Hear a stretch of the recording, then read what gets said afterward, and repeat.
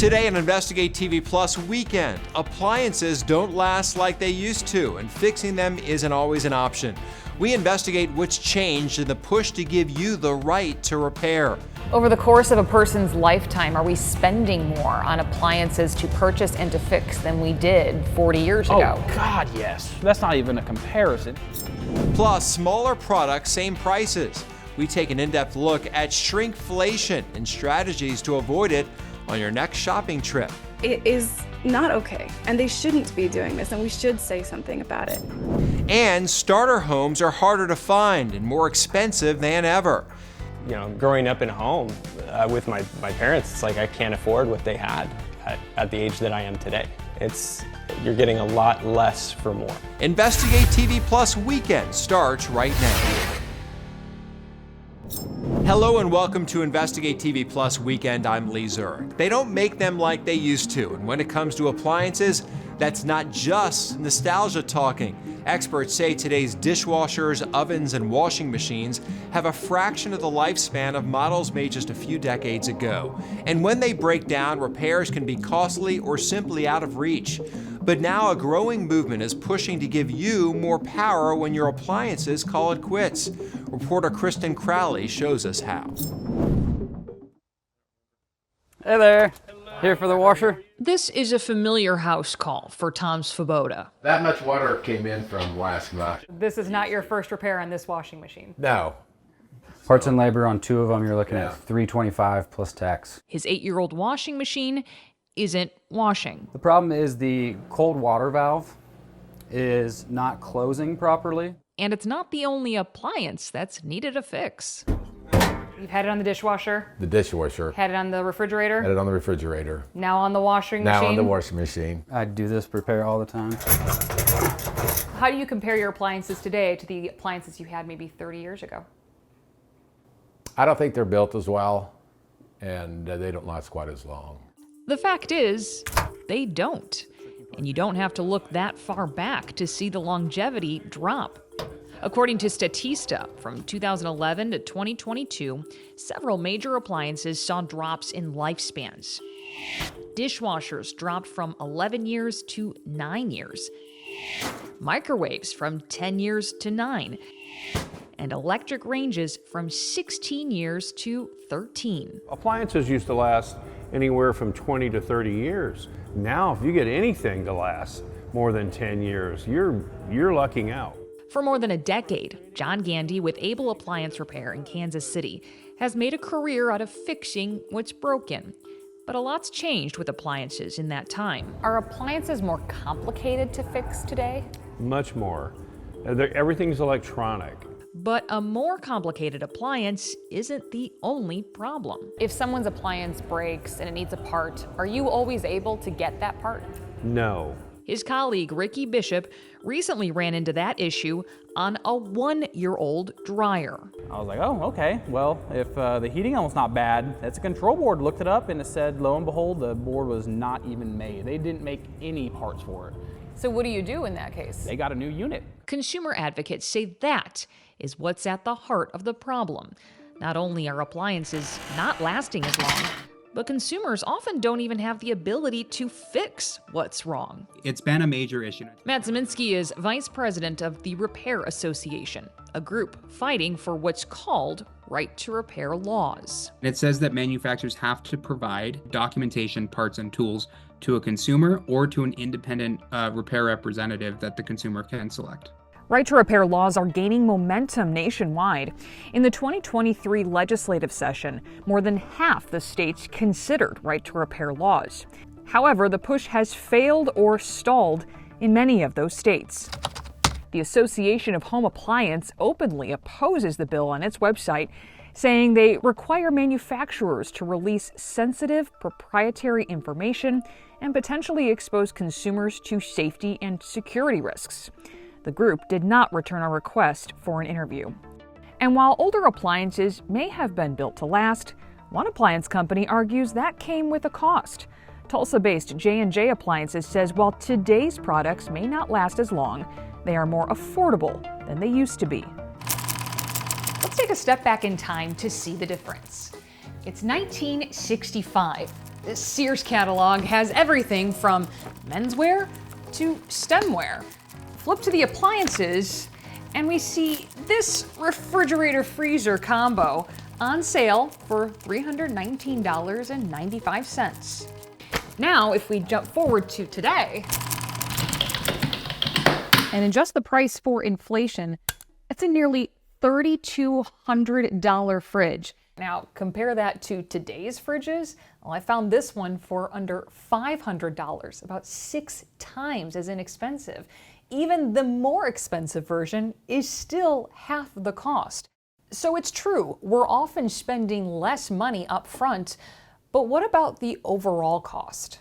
Over the course of a person's lifetime, are we spending more on appliances to purchase and to fix than we did 40 years ago? Oh God, yes. That's not even a comparison.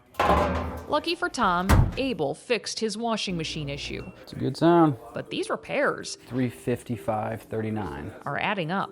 Sometimes you think, I'm spending more on service calls, and why not get a new appliance? But service techs say keep this in mind. The way I say it is the only appliance that's gonna last 30 years is a machine made 30 years ago. They don't build them like they used to. While right to repair bills have been introduced in all 50 states, currently only 7 have made it into law. But now one state is taking the movement a step further, shifting the focus from smartphones and laptops to something far more critical. Ezra Kaplan in Oregon covers a new bill that could give wheelchair users the power to fix the equipment they rely on every day. As a freshman athlete at Oregon State University, Ren Grabham has no time for sitting on the sideline. I'm very active. I do a lot of sports. I'm just always out, which means I break my chair a lot. And it often takes forever to get fixed, which is incredibly annoying because sometimes I have to go like 6 months without my regular chair. Ren has spinal muscular atrophy and has been using a wheelchair since she was 3 years old. If it's like one day I can use a manual wheelchair, I just can't really push it. So then I have to have someone with me to move me around all the time, and that also doesn't work very well. Her motorized wheelchair is an advanced piece of technology, but that doesn't mean it should take months to get it fixed, especially for someone like Ren, who's majoring in mechanical engineering. A lot of times it's something I could fix. I could easily take the 4 bolts off of here and unplug it and swap the controller out, but I can't get a new controller to fix it. So you can't actually get the replacement part? Yeah, there's no way to get the replacement part. It's a problem that has gotten the attention of lawmakers in Salem. I wish that I didn't have to do a policy like this, but unfortunately, these policies drive themselves in that consumers do not have access to something they own is just, in my soul, fundamentally wrong. Last year, Senator Janine Solomon got the state's first right to repair bill passed. The law requires manufacturers to make information, parts, and tools available to fix their products. We took on some pretty large manufacturers like Apple, and we knew it was going to be difficult. So it was important for us to stay really focused on the consumer electronics for that first round. The bill specifically focused on consumer electronics like phones, TVs, and gaming consoles. Medical devices, agricultural equipment, and vehicles were all excluded from the legislation. Now, Ren, along with other activists, are pushing for wheelchairs to be included. And Senator Solomon is once again championing the cause. This bill is about protecting and ensuring the welfare of those with mobility issues and struggles, that they can find repair access that fits within their own budget. For Ren, the changes can't come soon enough. This bill would make it so, one, I could have the manual and figure out what's broken before I even bring it into the shop. Squeezing in legislative lobbying between her college classes, all for the right to fix it herself. And you see, wait, wasn't this 15 ounces before? Wasn't this 18 ounces before? We started getting less and less. Coming up, if your chip bag feels more like a balloon than a snack, you're not imagining it. We're diving into the sneaky world of shrinkflation and how to outsmart it at the store.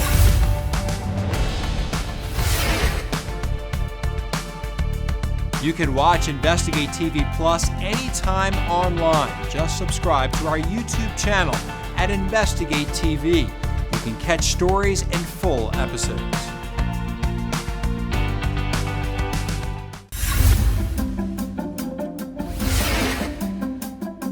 Ever feel like you're paying the same but getting less? There's a reason for that. From fewer cookies to thinner rolls of paper towels, shrinkflation is everywhere and is legal. But online, the outrage is growing. Reporter Heather Graf digs into how shoppers are fighting back and what Congress might do about it. I mean, it feels overwhelming. It also feels like you are powerless. That's how Melissa Simonson describes trips to the grocery store, shopping for her family of 4 over the last few years. It started to get more and more expensive very rapidly. And frustration amid the aisles caused her to pay more close attention. And you see, like, wait, wasn't this 15 ounces before? Wasn't this 18 ounces before? We started getting less and less. Eventually, Melissa started posting about it on social media. This actually blows my mind. Getting thousands of views as she shared specific examples in which items on the shelf seemed to be shrinking in size with no reduction in price. Can we talk about how not only are they giving less sheets and the sheets are smaller, but this is now not as tall? From toilet paper. Come on. To chocolate candy. Sir. To over-the-counter medication. Yeah. It's not just gum, it's not just food products, it's not just your laundry detergent and your chips and snacky things. None of it is Melissa's imagination. Instead, it's what's known as shrinkflation. The word even added to the Merriam-Webster dictionary in 2022, defined as the practice of reducing a product's amount or volume per unit while continuing to offer it at the same price. The thing that has gone wrong, that I think most people get viscerally upset over, is that instead of telling the consumer about that and saying, hey, we're having a rough year, or hey, you know, our cost of goods or our costs are rising, they just don't tell us. And it just feels like companies gaslighting us. And when we spoke to consumer advocate Edgar Dworsky, we feel like we're being cheated. He offered a similar take. So basically, it's just a way for manufacturers to pass on a sneaky price increase to shoppers. And can it be pretty hard to detect? It's hard to detect because companies have become masters at packaging tricks. You know, here's the old package, here's the new package. They look the same, but look at that fine print on there. We're getting 2 ounces less. Dworsky would know because he's been tracking shrinkflation for decades. The recent side-by-side product images you see here, just a few of the many he's highlighted on his website, consumerworld.org. We're all sensitive when a price goes up. We have to be equally sensitive when the quantity inside the package goes down, because it's the same thing. Even the U.S. Bureau of Labor Statistics, in this 2023 write-up, notes that shrinkflation, or downsizing, is sometimes hard to identify because manufacturers employ a variety of means to reduce package size while keeping the same price. BLS data showing that from 2019 to 2023, household paper products saw the largest effective downsizing with a nearly 35% price increase per unit, followed by snacks, candy and chewing gum, and household cleaning products. But that same report states that while consumers may notice shrinkflation at the grocery store, it has a very small impact on the overall inflation picture they face. Shrinkflation is a consequence of inflation. It's a symptom. It's not the disease. The disease is inflation. Veronique Desregie is an economist at George Mason University who has testified before Congress on several occasions. How would you characterize the impact shrinkflation has on consumers? I think for the most part it's a good thing, because if it's a difference between you being able to buy a bag of chips versus not being able to afford it because it's just not worth it, I mean, a lot of people would make that trade-off. And she cautions that if the U.S. were to prohibit shrinkflation, it could come with unintended consequences. Everyone will face higher prices. There will be no way out of facing higher prices for the same amount of stuff. One way or another, you're getting less. Yet on Capitol Hill, Democratic Senator Bob Casey of Pennsylvania says shrinkflation is an issue he hears about constantly from consumers and constituents. I don't think you could go into any grocery store in the country and not have an experience with it to see it up close. Casey blames what he calls corporate greed, and in 2024, he introduced the Shrinkflation Prevention Act. It would direct the Federal Trade Commission to issue regulations establishing shrinkflation as an unfair or deceptive act, And it would authorize both the FTC and state attorneys general to pursue civil actions against corporations that do it. These major corporations are ripping families off. We've got to make sure that the one cop on the beat, this Trade Commission, has the resources it needs to go after these companies hard, hit them hard, and hold them accountable. Meanwhile, the Food Industry Association declined to speak on camera, instead sending InvestigateTV Plus a statement that says in part, external factors like rising energy costs, persistent labor and transportation challenges, extreme weather events, and global conflict have caused an increase in the production costs of food and thus food prices over the last few years. Adding that decisions to change package sizes are based on market conditions as well as extensive data on consumer preferences. This is what I'm talking about. As for this consumer, you get it. Melissa says she'll continue to call out shrinkflation whenever she sees it. It is not okay, and they shouldn't be doing this, and we should say something about it. Experts say there are ways to fight back against shrinkflation, like checking unit prices, buying in bulk, or choosing store brands, which are often the last to shrink. I think it feels a bit like a roller coaster because we get our hopes up and then we put our offer on something and it goes away and you gotta jump to the next thing already. You gotta move on and kind of disassociate from the last one before, put all your eggs in one basket. Up next, the dream of a starter home is still alive, but it's older, pricier, and harder to catch. We'll show you how one couple is navigating the twists and turns of today's housing market after the break.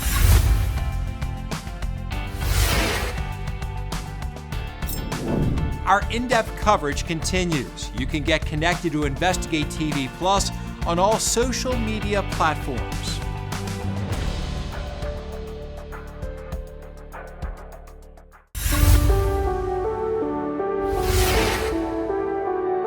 If you're looking to buy a home, more options are showing up in the market. Inventory is going up, but entry-level homes are still tough to find. Reporter Susan Campbell in Arizona went on a house hunt to find out what's happening to the starter home. The whole idea of the starter home is changing. They cost more, buyers are older, and people are staying in their first purchase longer. It's a lot of counter space. It's a huge island. It is huge, and it's out of the budget. We're trying to stay under 6. Adriana and Bradley Hill have been on the house hunt for months. They want to buy their first home. We got married last year. We got a dog, and he wants space to run around. So we decided, hey, now or never. They've toured at least 20 homes, put in offers on 3, and they've been outbid 3 times. I think it feels a bit like a roller coaster because we get our hopes up and then we put our offer on something and it goes away and you gotta jump to the next thing already. You gotta move on and kind of disassociate from the last one before, put all your eggs in one basket. If it wasn't for your calm demeanor, I feel like I would freak out every time. It's a familiar feeling for people who are searching for starter homes. According to the National Association of Realtors, only 24% of buyers in 2024 were first-time buyers. That's the lowest share in more than 4 decades of reporting. At the same time, the median first-time buyer age went up to 38 years old from 35 in 2023. What happened to the starter home? Under that $500,000 range, supply gets lighter and lighter as you get lower and lower. Valley Realtor Trevor Halpern says the combination of rising home prices and mortgage interest rates has made it challenging for people who want to buy.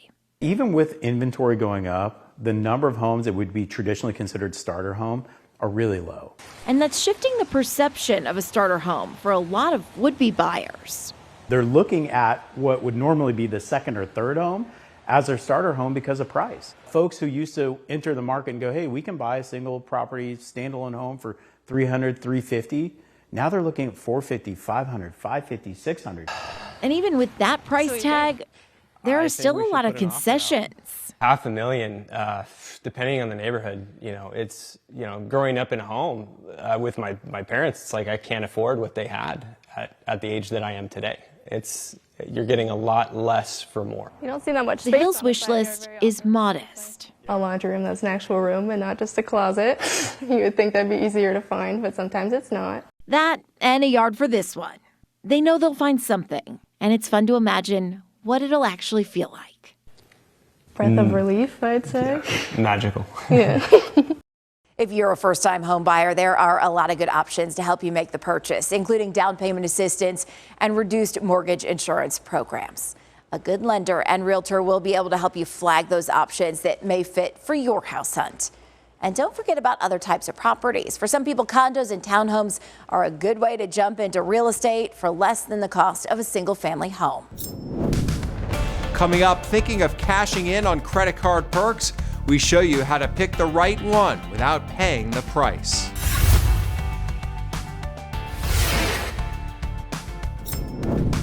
You can watch Investigate TV Plus anytime streaming online. Get the app for Roku, Amazon Fire TV, and Apple TV. They're free to download.